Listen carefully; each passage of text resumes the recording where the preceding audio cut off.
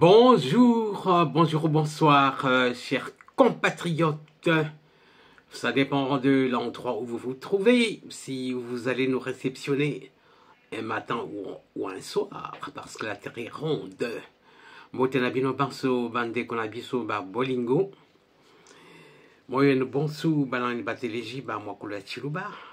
Na wasalimia ni wote wa sikilizaji wa lugha la Kiswahili. Mbote na beno bampangi ba ne Congo ya Grand Bandundu, Congo central, etc. Voilà, chers compatriotes, ici TV du Peuple, RD Congo, Symphorien News. Voilà, chers compatriotes, nous allons parler de 3 petits sujets. Oui, grands sujets aussi, parce que le premier sujet, bon, il s'agit de la levée des immunités de Joseph Kabila, le sénateur à vie. Ça n'a pas marché pour ce 15, les sénateurs sont divisés. Oui. Et puis, l'autre sujet, ce sera le cadeau que le Qatar va donner au président Donald Trump. Rien à voir, pas d'impact, pas d'influence avec le deal RDC États-Unis. Vous allez l'entendre vous-même. J'ai un petit audio là-dessus ou un petit extrait vidéo. Vous allez entendre que cela n'a rien à voir. Donc, les tractations là-dessus ont bien commencé avant même l'élection de Donald Trump. Voilà, l'autre sujet, c'est une information que nous avons reçue que le conseiller Afrique du président Donald Trump a eu un entretien téléphonique avec le président Félix Tshisekedi et séparément avec le président Paul Kagame. C'est grave. Chers compatriotes, accrochez-vous, vous allez entendre. Eh bien, qu'est-ce qui s'est passé au Sénat? Une commission spéciale a été mise en place pour statuer sur le sort de Joseph Kabila. Et oui, il y a une photo des sénateurs là qui les montre en train de lever le doigt, de lever la main. Alors cette commission spéciale a été mise en place pour examiner la faisabilité de la levée des immunités du sénateur Joseph Kabila par le Sénat. Cette commission rendra son rapport d'ici lundi prochain. Donc, ça n'a pas été facile. Donc, de jeudi, c'était prévu pour jeudi, mais bon, d'après l'information que j'ai là, cette commission rendra son rapport le lundi prochain. Mais nous apprenons que les sénateurs sont divisés, ils ne s'entendent pas. Oui. Nous apprenons aussi que parmi les sénateurs, il y en a 70 qui ont été corrompus. Il y a l'argent à circuler, il y en a qui citent les chiffres, mais bon, je m'abstiens de confirmer les chiffres. J'ai entendu un chiffre de 500 millions. J'ai aussi entendu 50 millions à leur partager. Mais il paraît que seulement 70 soutiennent Joseph Kabila. C'est dire que le président de la République n'a pas le Sénat avec lui. Eh oui. Ni avec la chambre basse du Parlement, l'Assemblée nationale. Donc Vital Kamerhe, là-bas, il tient mordicus à ne pas livrer Matata en pognon. Bon, il paraît aussi, mais je ne confirme pas, que les 500 millions qu'on aurait distribués aux 70 sénateurs, je ne confirme pas, je vous informe au conditionnel, c'est des rumeurs que nous avons reçues aux proches de ceux qui sont au Parlement, oui. Et aussi à d'autres compatriotes qui nous envoient ces informations. Et vraiment, c'est à mettre dans le tamis. Mais il peut s'avérer que, finalement, c'est la vérité, que c'est monsieur qu'on appelle Kabasele, Caméléon, il a beaucoup de noms, c'est lui qui aurait apporté cet argent. En se rendant en Ouganda, je n'en ai pas les preuves, il aurait rencontré en catimini Joseph Kabila. C'est lui qui aurait ramené cet argent. C'est lui qui aurait distribué cet argent, une partie à la Chambre basse et une partie aux sénateurs. Donc, pour moi, il y a une autre possibilité de pourchasser judiciairement qui est ça, Joseph Kabila. Quand il y a flagrance, en ce net moment, il s'agit d'une flagrance. La rébellion est là, elle est visible. Il y a eu des tueries, il y a des massacres, il y a beaucoup de preuves, beaucoup de crimes que Joseph Kabila a commis. C'est des évidences et c'est flagrant. Mais oui, c'est flagrant. On peut le poursuivre sur la base de la flagrance parce que le Sénat n'est pas avec le président, ni le Parlement non plus. Ou une autre possibilité, c'est de dissoudre purement et simplement et la Chambre basse et le Sénat. Les dissoudre, tout simplement, et prendre des décisions. Nous sommes en temps de guerre. Ah oui, le président de la République est le seul garant de la conduite de la République. C'est lui qui cherche les voies et les moyens pour sauver la République. Si le Sénat n'est pas avec le président, si la Chambre basse n'est pas avec le président, la corruption est là, l'argent circule. Joseph Kabila est milliardaire. Il corrompt partout. Et les Congolais que nous avons, et surtout tous ces anciens politiciens-là, ils sont habitués à la corruption, à l'argent. Ils n'hésitent pas devant des millions qu'on leur représente. Ce sera très difficile, Il faut carrément dissoudre, et le Sénat dissoudre la Chambre basse du Parlement. Oui, c'est l'essentiel de la plénière de ce jeudi 15 mai 2025, convoquée pour décider notamment de la suite à réserver au réquisitoire de l'auditeur général contre l'ancien président Joseph Kabila. Selon des sources parlementaires, cette question a suscité beaucoup de débats lors de la plénière de ce jour tenue à huis clos. Eh oui, et en plus à huis clos, ils savent pourquoi ils le faisaient à huis clos, parce qu'ils ne veulent pas que le peuple suive. Et oui, il s'agit du peuple, il s'agit de la vie sauve du peuple. Et oui. Ils l'ont fait à huis clos pour se distribuer de l'argent et pour se dire des choses contre le président de la République. Eh bien, vraiment, le président de la République n'a pas de chance. Hein. Tout est parti d'une motion incidentielle soulevée dès l'entame par la sénatrice Christine Mwando Katempa du groupe Ensemble.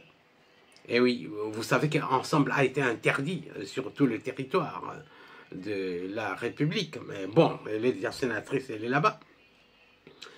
Elle est de Ensemble. Vous savez qu'Ensemble fait partie de la rébellion maintenant avec Moïse Katumbi. Et oui, il faut les mettre tous hors d'état de nuire, y compris même les sénateurs ensemble qui se trouvent au Sénat. Mais oui, pourquoi pas.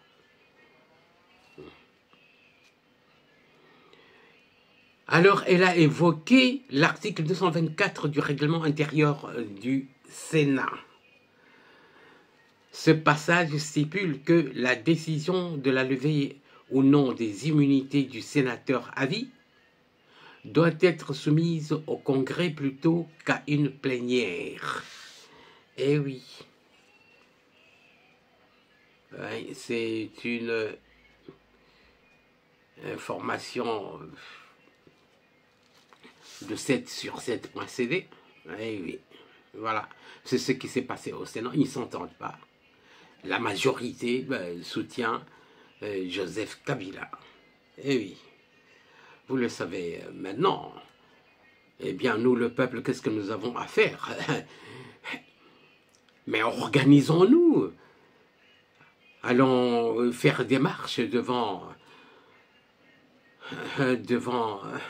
le palais du peuple, devant le Sénat, devant la chambre basse. Le peuple doit marcher, le peuple doit manifester. Joseph Kabila, un faux président, une sorte, comme le dirait le pasteur Mukuna, que Joseph Kabila était un simple gouverneur, c'est Paul Kagame qui présidait la République démocratique du Congo. Nous étions infiltrés jusqu'au sommet. Eh oui. Eh oui. Les évidences sont là.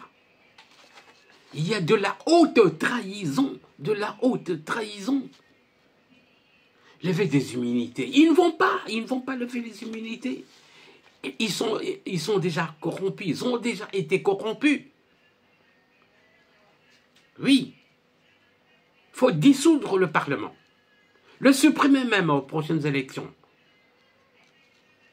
Il faut supprimer le Sénat. Eh oui. Et maintenant, là, il faut le dissoudre parce qu'ils ne sont pas avec nous. Ils donnent de la légitimité à un terroriste qui a dirigé la République démocratique du Congo avec une fausse identité. Vous imaginez? Eh bien, chers compatriotes, je vais passer à l'autre information. Je vais commencer par Massad Boulos. Oui, nous avons eu cette information, chers compatriotes, ne me demandez pas la source, mais je vous donne cette information, nous l'avons bien reçue. Alors, le conseiller Afrique du président Donald Trump a eu une conversation téléphonique avec Paul Kagame et l'a recadré. Il l'a recadré. Nous savons bien qu'il y a des troupes rwandaises en RDC. Vous devez sortir immédiatement de la RDC. Nous ne voulons plus de guerre. Eh oui. Il lui a fait comprendre que nous savons que vous voulez saboter cet accord-là, cet accord du siècle entre la République démocratique du Congo et les États-Unis. Mais attention, eh oui, il a recadré, hein, chers compatriotes. Et ensuite, il a parlé au président Félix Tshisekedi pour le rassurer. Oui, au téléphone aussi, par téléphone. Ils ont conversé. Nous sommes déjà arrivés à un tournant où on ne peut plus faire marche arrière. On ne peut plus faire marche arrière. Voilà, chers compatriotes.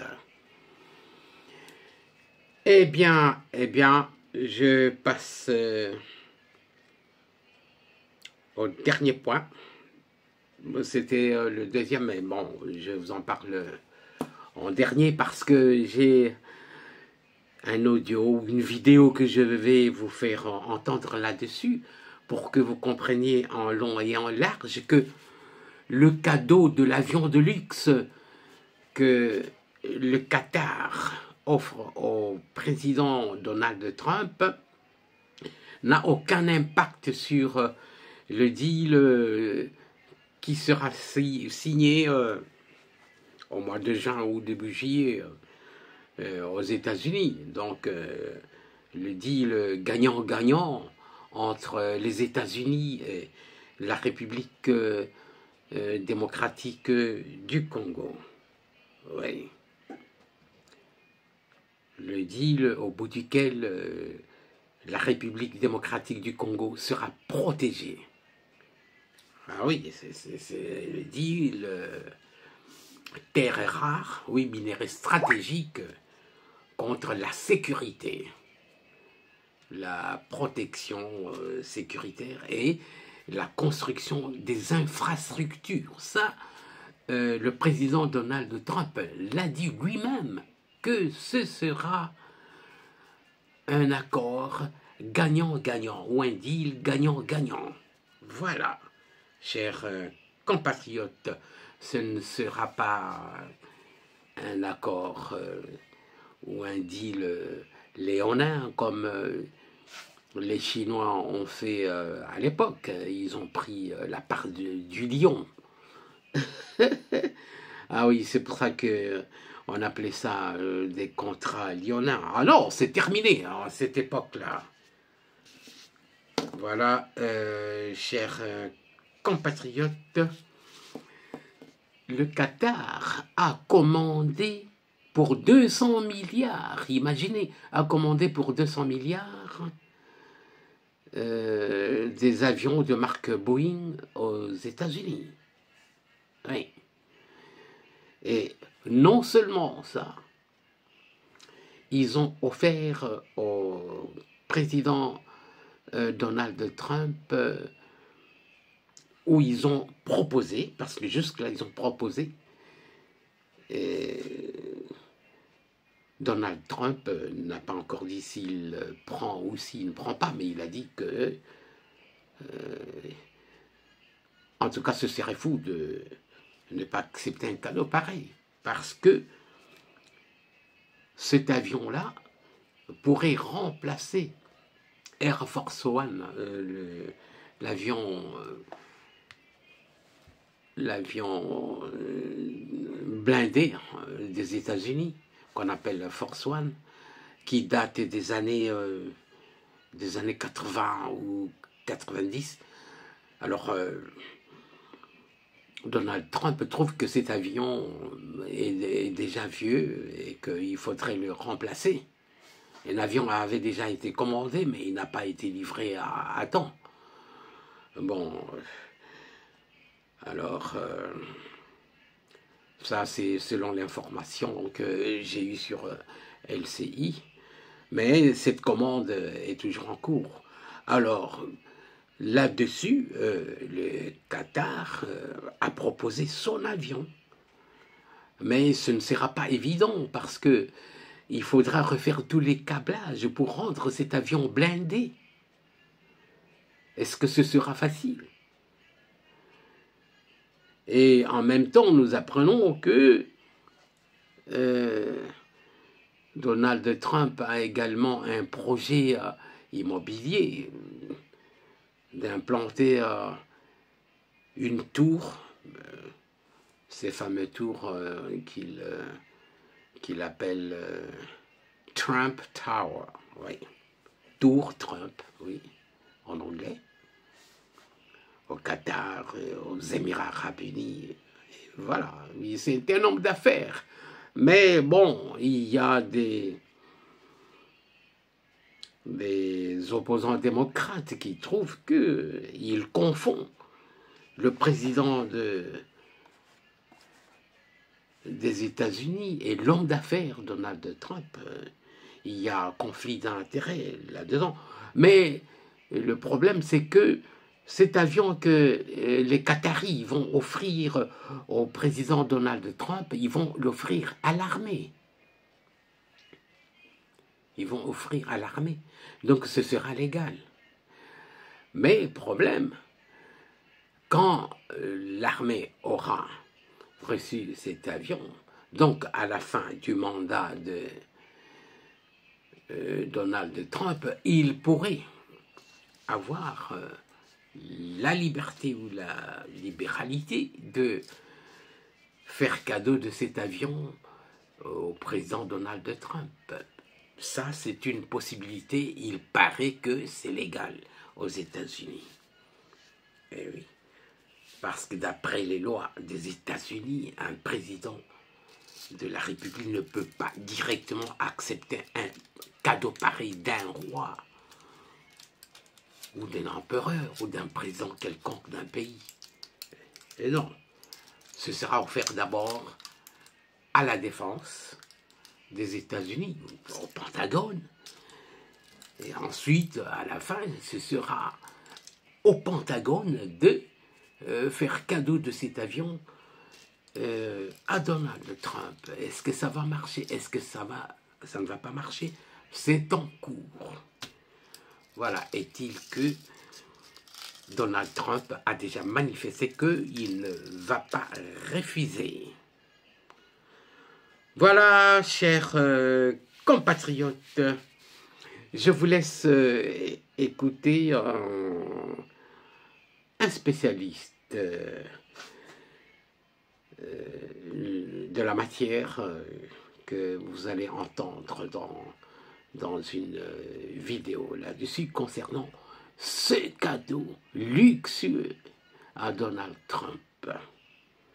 Voilà, chers compatriotes. Donald Trump a scellé un nouvel accord majeur au Qatar, avec la signature d'un contrat de 200 milliards de dollars pour l'achat de 160 avions Boeing par Qatar Airways.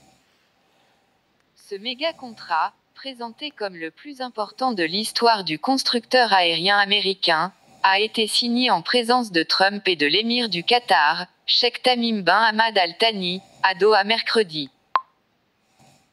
Le plus gros contrat de l'histoire de Boeing signé lors de la visite présidentielle au Qatar.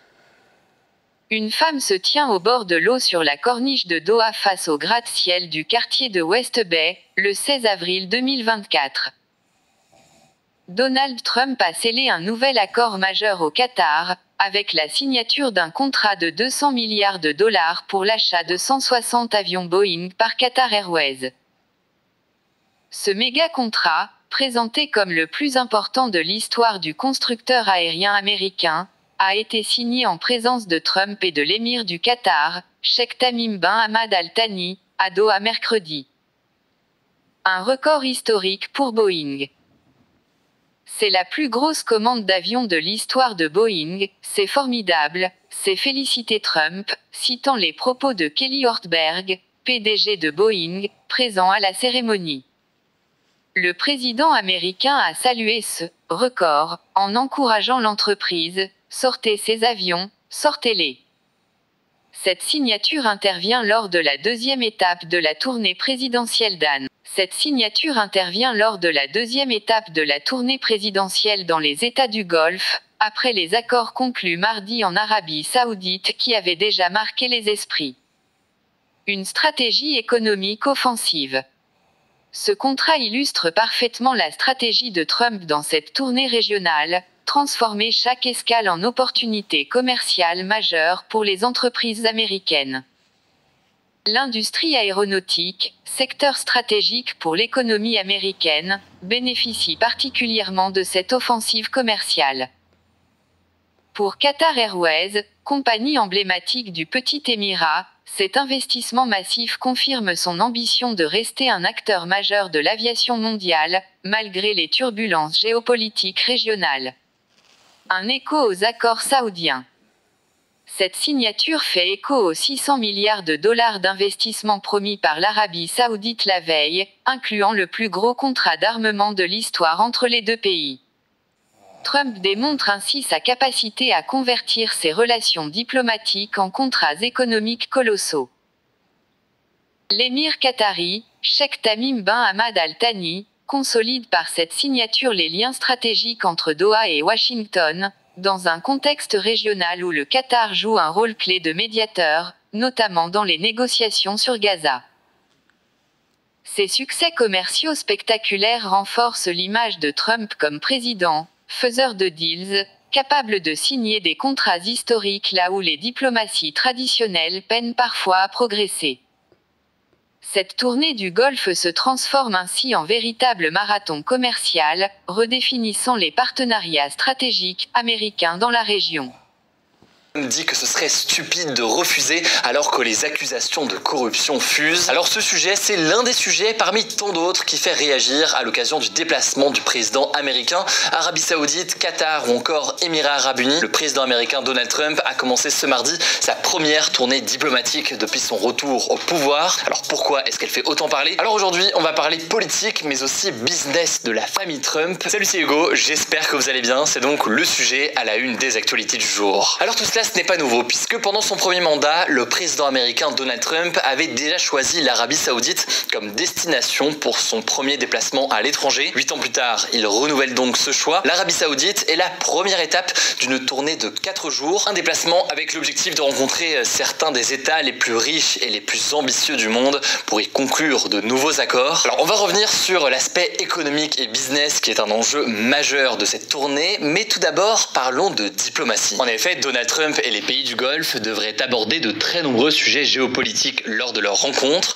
Parmi eux, il y a d'abord la question de Gaza et des Palestiniens. L'administration de Donald Trump pousse en faveur d'un nouveau mécanisme d'acheminement de l'aide alimentaire sur le territoire palestinien. Alors que, on en parlait encore hier, l'accès humanitaire est totalement bloqué depuis plus de 2 mois par Israël et la situation devient plus critique que jamais. Trump devrait donc pousser pour la signature d'une nouvelle trêve entre Israël et le Hamas. Alors qu'en parallèle, on l'a vu réussir à obtenir la libération du dernier otage américain vivant qui était présent à Gaza en négociant directement avec le Hamas. On revient là-dessus juste après. Donald Trump pourrait aussi revenir sur le processus de normalisation des relations entre l'Arabie Saoudite et Israël, un processus qui avait été entrepris et qui vise donc à rétablir des liens diplomatiques officiels entre les deux pays. Il faut savoir que ce processus, il a été totalement gelé suite aux attaques du Hamas le 7 octobre 2023. Et aujourd'hui, l'Arabie Saoudite affirme qu'aucune normalisation et donc reconnaissance mutuelle entre les deux pays ne serait possible sans la création en parallèle d'un État palestinien indépendant et pleinement reconnu. Autre sujet diplomatique important, c'est la question du nucléaire iranien. En effet, les États-Unis et l'Iran ont décidé de mener des négociations pour tenter de parvenir à un nouvel accord. L'objectif de cet accord, ce serait quoi? On en a parlé il y a quelques jours. Ce serait d'empêcher l'Iran de se doter de l'arme nucléaire. En échange de quoi? En échange d'une levée progressive, donc d'une fin progressive des sanctions sur l'économie iranienne. Alors selon le chercheur Joseph Baoud, cité par France 24, il s'agirait donc, je cite, de mettre au courant les pays du Golfe et de les préparer à l'éventualité d'un accord, même si donc, pour être très précis, il faut être très clair là-dessus, Trump ne va pas rencontrer les dirigeants iraniens lors de cette visite. Enfin, dernier point important de cette rencontre, à mi-chemin entre des questions d'économie et de diplomatie, c'est la question du prix du pétrole. C'est encore une fois un sujet important. Trump souhaite augmenter la production de pétrole venant des États-Unis. Mais le truc, c'est que l'Arabie Saoudite et les Émirats Arabes Unis souhaitent eux aussi augmenter massivement leur production de pétrole. Or, le prix du baril de pétrole, il est fixé par l'offre et par la demande mondiale. Et disons les choses de façon très simple, plus les grands producteurs comme l'Arabie Saoudite ou les États-Unis augmentent leur production de pétrole, plus tout cela va faire baisser les prix, ce qui peut rendre donc certaines exploitations américaines moins rentables puisqu'elles dépendent fortement du prix du baril sur le marché international. Ce sera donc un gros sujet de négociation puisque Trump veut produire davantage, mais il y a en parallèle cet enjeu à ne pas faire baisser les prix pour eux. Ça, c'est donc les sujets diplomatiques, mais il faut savoir que cette visite, elle fait pas mal polémique. La première raison, elle concerne le prince héritier et le premier ministre d'Arabie Saoudite, Mohammed Ben Salman, qui fait partie aujourd'hui des interlocuteurs privilégiés. Il a rencontré Donald Trump Trump aujourd'hui. Celui que l'on appelle plus couramment MBS, c'est aujourd'hui une figure extrêmement controversée. Alors on va pas revenir en détail sur tous les éléments, je vous renvoie notamment à un livre qui est sorti il y a quelques années qui était très bien sur le sujet, un livre qui s'appelle Du pétrole et du sang, ou Blood and Oil en anglais. Mais donc malgré ses efforts pour se présenter comme un réformateur, l'image de MBS, elle est aujourd'hui entachée par de très nombreuses affaires. On peut citer par exemple l'assassinat du journaliste Jamal Khashoggi, mais aussi la guerre au Yémen ou encore la répression importante dans son pays. Alors parmi les choses qui ont été discutées entre MBS et Donald Trump, eh bien un contrat d'armement, et pas n'importe lequel, puisque les États-Unis ont annoncé signer un contrat d'armement de 142 milliards de dollars avec l'Arabie Saoudite selon la Maison Blanche. La Maison Blanche déclare même qu'il s'agit, je cite, du plus grand accord de vente de matériel de défense de l'histoire. On vous tient au courant évidemment dès qu'on a plus de détails sur cette information. Alors après, il faut rester très factuel sur tout ça. Trump est très loin d'être le seul chef d'État à parler à MBS. Un certain Emmanuel Macron, par exemple, s'est fortement rapproché de lui. Et en fin d'année dernière, la France avait même annoncé un partenariat stratégique entre la France et l'Arabie Saoudite après une rencontre entre les deux chefs d'État. Bon, mais l'autre polémique importante en ce moment, c'est les frontières, disons, très floues entre politique et business. Bon, la première affaire, on en a déjà parlé sur notre compte Instagram, il est tout récent, c'est la volonté de la famille royale du Qatar d'offrir gratuitement donc à Donald Trump un Boeing 747-8 Jumbo, un avion d'une valeur de 400 millions d'euros selon plusieurs estimations, un avion qu'il pourrait utiliser en tant que président des États-Unis, mais aussi pour son usage personnel après son mandat. Alors suite à l'annonce, de nombreux élus américains ont affirmé craindre que ce geste ne serve à acheter la bienveillance des États-Unis, ou plus précisément de Donald Trump vis-à-vis du Qatar, des accusations de corruption donc en quelque sorte. Donald Trump a réagi déclarant que ce serait, je cite, stupide de refuser un tel cadeau, ajoutant, je cite, je ne suis pas du genre à refuser une telle offre, fin de citation. Eh bien, chers compatriotes, vous avez entendu, donc en résumé, vous savez que ça n'a pas marché au Parlement pour la levée des immunités de Joseph Kabila. Ça pourrait arriver jusqu'à lundi. Oui. Il y aurait eu de la corruption. La corruption. Oui. Le président de la République, il sache que le Sénat n'est pas avec lui. Ni la Chambre basse non plus. Déjà au début, nous, le peuple, nous avions dit que nous ne voulons pas Vital Kamerhe comme président de la Chambre basse du Parlement. Pour preuve, il est en train de le combattre. Le président a des yeux pour voir. Il voit très bien que Kamerhe est en train de le combattre. Samalou Condé aussi. Voilà. Les flagrances sont là. Ils auraient pu voter directement. Eh bien, c'est au ministre de la Justice de voir, hein, au parquet aussi. Quand il y a un flagrant délit comme celui-là de la guerre du terrorisme et tout ça, est-ce qu'on a besoin d'attendre la levée des immunités? Voilà, et puis ce cadeau-là, soyons calmes, ce n'est pas une corruption, on ne corrompt pas, le Qatar ne corrompt pas Donald Trump pour lui demander la faveur de tolérer que le Rwanda continue les affaires en RDC. Non, non, non, non, non, non. On est déjà très loin dans les tractations, dans les accords, dans le MOU, comme on dit. Ouais, l'accord de principe a déjà été signé, donc nous attendons maintenant la signature de l'accord définitif. Nous sommes déjà très loin. Et pour preuve, la RDC a commandé des avions de chasse américains qui seront livrés bientôt. Oui, on attend seulement que les pilotes finissent leur formation et les avions seront livrés. Et vous savez, pour nous défendre. Eh bien, nous terminons par ici. Nous vous demandons si vous avez aimé. Et pour aider notre chaîne, vous pouvez liker, vous pouvez partager, vous pouvez vous abonner. Voilà, que Dieu bénisse la République démocratique du Congo.